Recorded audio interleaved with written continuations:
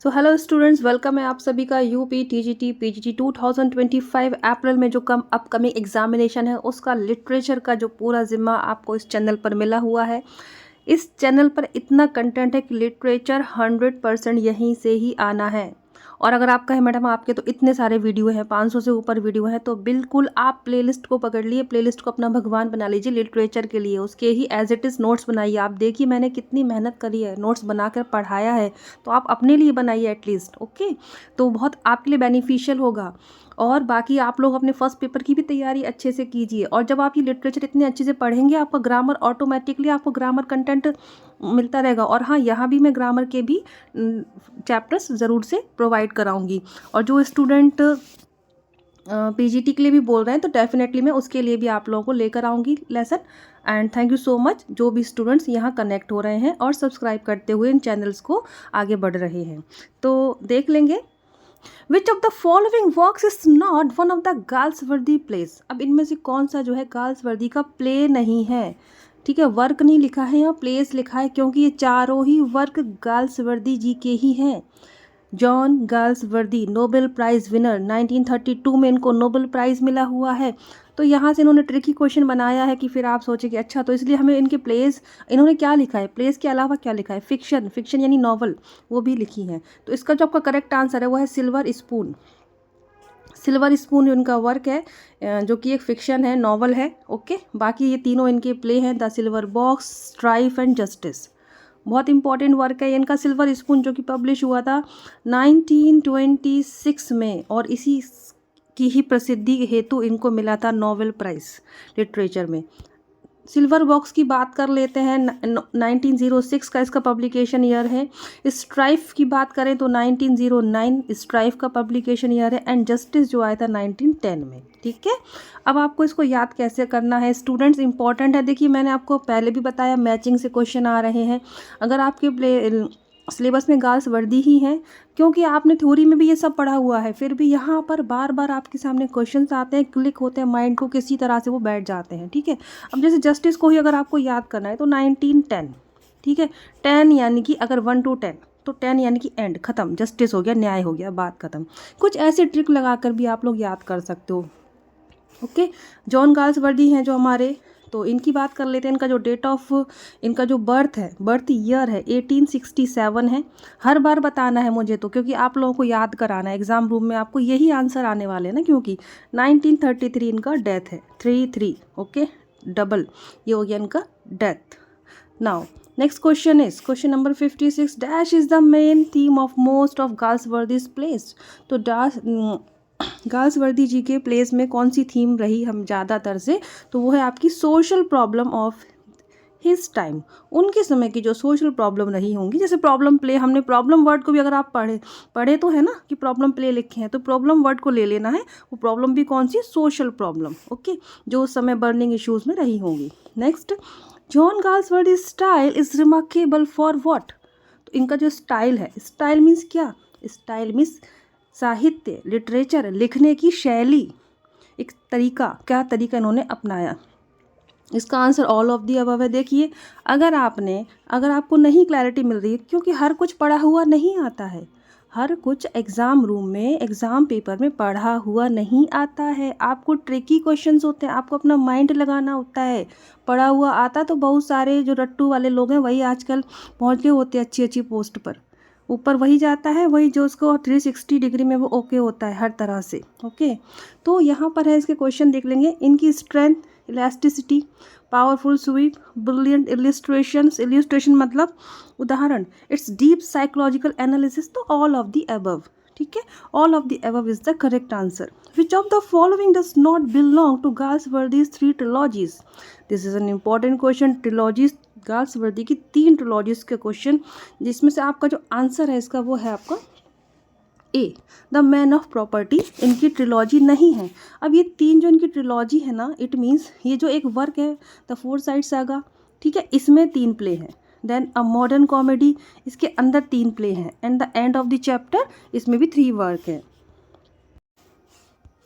Foresight saga में आपके देखिए जो 3 वर्क हैं, the man of property, in chancery and to let, ये 3 वर्क्स हैं जिसको मिला के इसको ट्रिलॉजी बोला। ट्रिलॉजी मतलब 3 उसमें वर्क हैं। अब इन्होंने हमारे ए ऑप्शन में ये लिखा है तो वो गलत हो गया। फिर अ मॉडर्न कॉमेडी जो है उसमें the white monkey, the silver spoon and swan song, ऐसे भी क्वेश्चन बनते हैं। भाई सिल्वर स्पून जो है वो किस उसमें ट्रिलॉजी में, अ मॉडर्न कॉमेडी में है, ठीक है। द मैन ऑफ प्रॉपर्टी किस ट्रिलॉजी में, द फोरसाइट सागा में है। End of the chapter is again a trilogy, इसमें आपको क्या क्या मिलेगा, made in waiting, flowering wilderness and one more river more. Okay, तो ये इस तरह के ये इंपॉर्टेंट है गर्ल्स वर्दी जी अपने आप में। इनकी जो अगर बायोग्राफी आप देखेंगे ना, जो पॉइंट वाइज मैंने बनाई है, again that is very very easy way में समझाया गया है और ये सारी चीज़ें बहुत अच्छे से वहाँ नरेट की गई हैं। एक जगह आपको सब मिलेगा, साथ ही कैसे, और उसके बाद आप इसको अपने टैकल करेंगे क्वेश्चन आंसर के वे में। नेक्स्ट क्वेश्चन में पूछ रहे हैं कि which of the following writers did not win the Nobel prize for literature, इनमें से किस राइटर ने नोबेल प्राइज नहीं जीता है, दैट इज जेम्स जॉयसी। जेम्स जॉयसी, अगर आप में देखो थोड़ा सा जाएंगे तो इतने फेमस नहीं है। जीबी शॉ ने 1925 में प्राइज़ जीता है Nobel prize, John Galsworthy 1932 and W.B. Yeats इनका है आपका 1923। ओके, 1923 इनका क्रॉनिकल टाइम भी पूछा जा सकता है, इनमें से किसको सबसे पहले मिला, तो इनको मिला, देन बर्नार्ड शॉ को एंड देन गाल्सवर्दी को। जेम्स जॉयसी को नहीं मिला था इसमें से।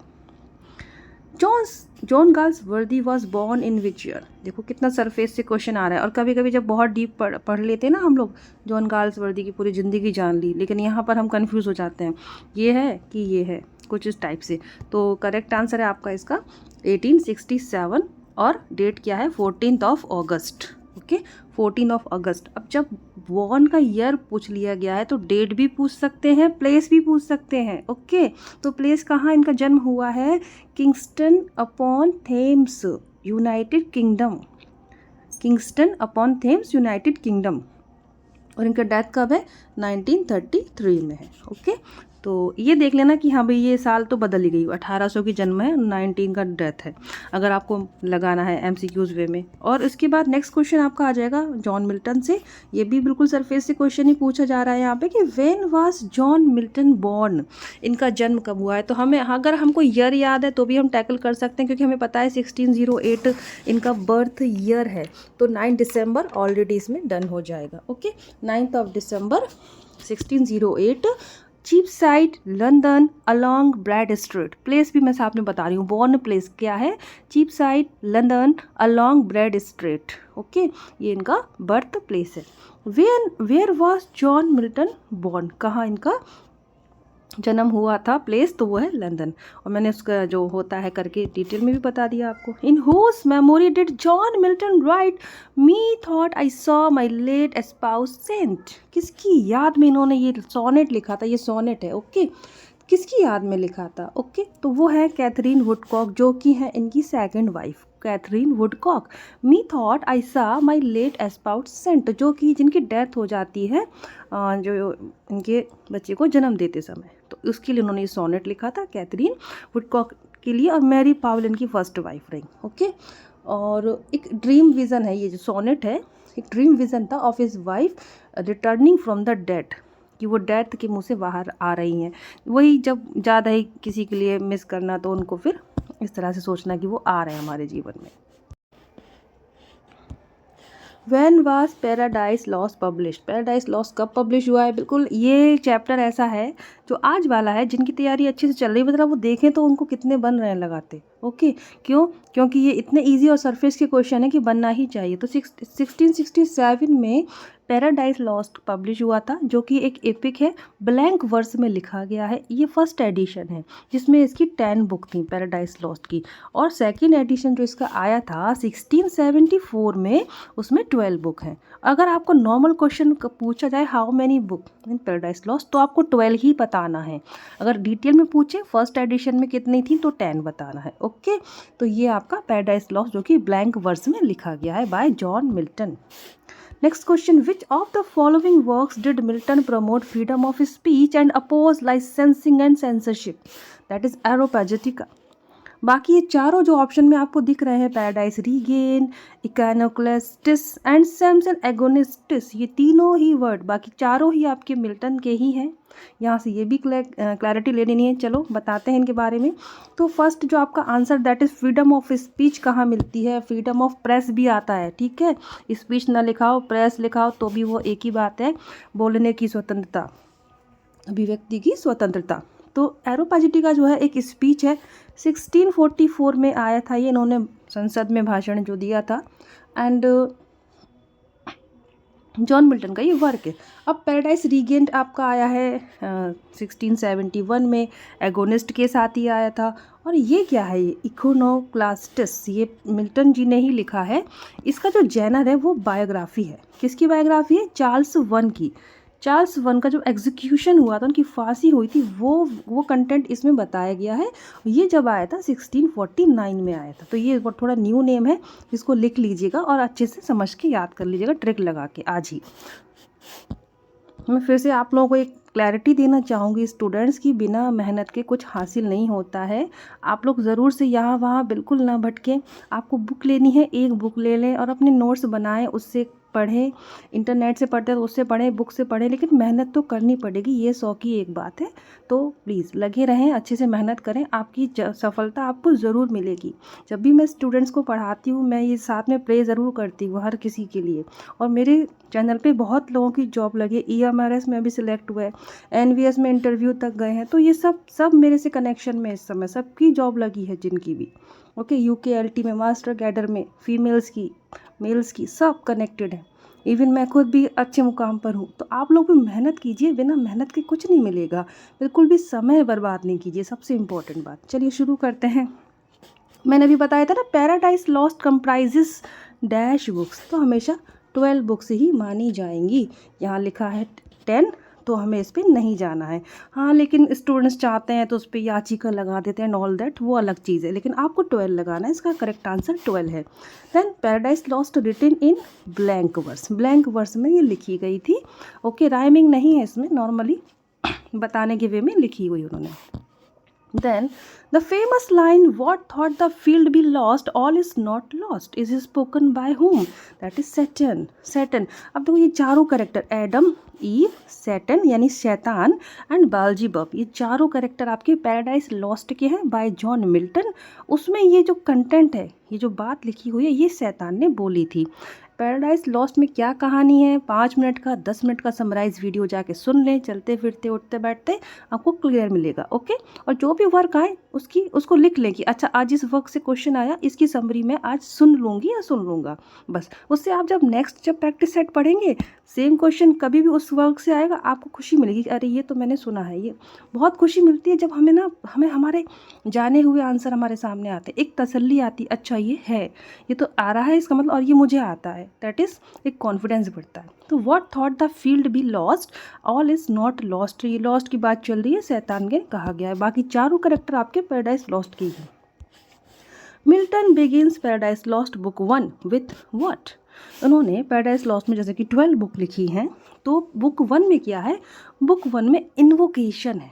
इन्वोकेशन मीन्स भगवान जी का आह्वान, ठीक है। भगवान जैसे हम लोग भी, हमारे क्या होता है, हम लोग प्रेयर करते हैं तो ईश्वर को पहले बुलाते हैं, आह्वान करते हैं, that is invocation to muse, ठीक है। गॉड इज़ म्यूज़ करके है, उनको इन्होंने इन्वोकेट किया है। तो ये है मिल्टन का पैराडाइज लॉस्ट का बुक 1 दैट इज़ इन्वोकेशन। अब कह रहे हैं लेमेंट, लेमेंट यानी विलाप करना। सॉलिलोक्वी मतलब अपने आप से ही बोल रहा है। एंड रिफ्रेन, तो ये भी नहीं, रिफ्रेन मतलब रिपीटेड वे में, no. Milton is most famous for his क्या?